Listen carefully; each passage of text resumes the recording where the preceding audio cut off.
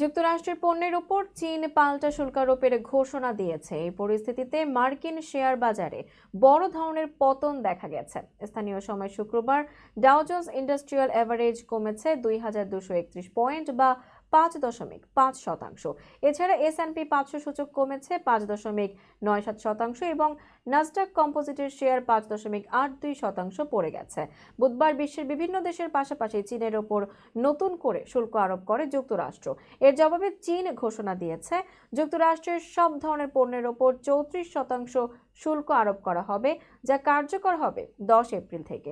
Beijing এর অর্থ মন্ত্রণালয় জানিয়েছে বর্তমানে প্রযোজ্য শুল্কের বাইরে যুক্তরাষ্ট্র থেকে আমদানিকৃত সব পণ্যের ওপর অতিরিক্ত 34% শুল্ক আরোপ করা হবে। একই সঙ্গে যুক্তরাষ্ট্র থেকে আমদানি করা বিরল কিছু পণ্যের ওপর রপ্তানি নিয়ন্ত্রণ আরোপের কথাও জানিয়েছে চীন। বিশ্লেষকরা বলছেন চীনের এই পদক্ষেপ কেবল মার্কিন বাজার নয়, বিশ্ব বাজারেও বাণিজ্য যুদ্ধকে আরো তীব্র করে তুলবে। চীনের পাল্টা ঘোষণার পর ট্রাম্প তার মালিকানাধীন সামাজিক যোগাযোগ মাধ্যম ট্রুথ সোশ্যালে এক পোস্টে বলেন, চীন ভুল খেলেছে, তারা আতঙ্কে রয়েছে, কিন্তু সবচেয়ে বড় কথা হলো তাদের এই যুদ্ধ চালিয়ে যাওয়ার সামর্থ্য নেই। তিনি যুক্তরাষ্ট্রের সব আমদানি পণ্যের সর্বজনীন 10% শুল্ক এবং বেশ কিছু দেশের ওপর প্রতিশোধমূলক 50% পর্যন্ত শুল্ক আরোপ করেছেন। এদিকে বিশ্ববাজারে ব্যারেল প্রতি তেলের দাম কমে $67.85 এবং ওয়েস্ট টেক্সাস ইন্টারমিডিয়েটের দাম দাঁড়ায় $64.63।